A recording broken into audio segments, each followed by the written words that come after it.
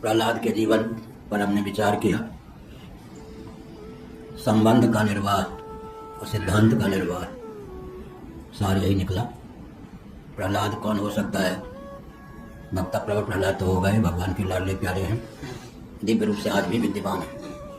लेकिन भक्ता प्रवर प्रहलाद जैसी स्वस्थ क्रांति को उद्भाषित कौन कर सकता है जिसके जीवन में दो प्रकार की दिव्यता विद्यमान हो, संबंध का निर्वाह और सिद्धांत का निर्वाह। हिरण्यकशिपु जी पिता थे, कभी पिता के सम्मुख दुर्व्यसन का प्रयोग नहीं किया, उनके विरोध में कोई संग नहीं बनाया, कोई प्रतिकार की भावना व्यक्त नहीं की। जो यातना पिता ने दी, आनंद पूर्वक उस यातना को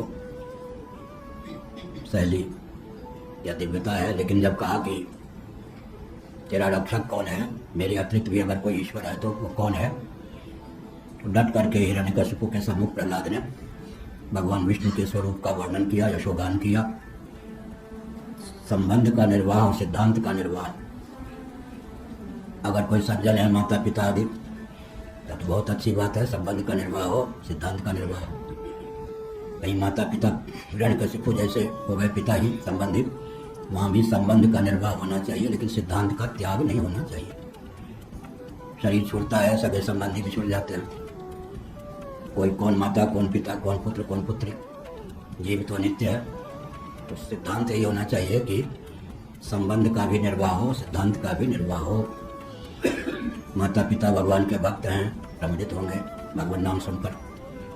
अगर वे किसी कारण से शापित हैं, कुपित हो सकते हैं, दंड दे सकते हैं, तो संबंध का निर्वाह तो करना ही चाहिए, लेकिन सिद्धांत का त्याग नहीं करना चाहिए। अगर दो व्रत कोई लेता है जीवन में, अंतिम सांस तक संबंध का निर्वाह करूंगा, सिद्धांत का परिपालन करूंगा, तो उसके जीवन में प्रहलाद जैसी दिव्यता अभिव्यक्त हो सकती है। प्रहलाद हो गए, ठीक है, आज भी भगवान के धाम में विद्यमान है, यह भी ठीक है। लेकिन हमारे जीवन में प्रहलाद का यशोगान करने पर क्या दिव्यता प्राप्त हो, इस पर भी हमें विचार करना चाहिए।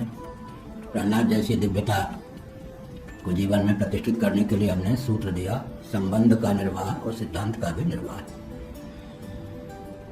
सज्जन माता पिता, सगे संबंधी, मित्रादि होंगे तो बहुत प्रसन्न होंगे। कहीं दुनिया से पाला पड़ गया तो भी अगर वो संबंध में पूज्य हैं, जिस कोटि के हैं, संबंध का निर्वाह भी करना चाहिए।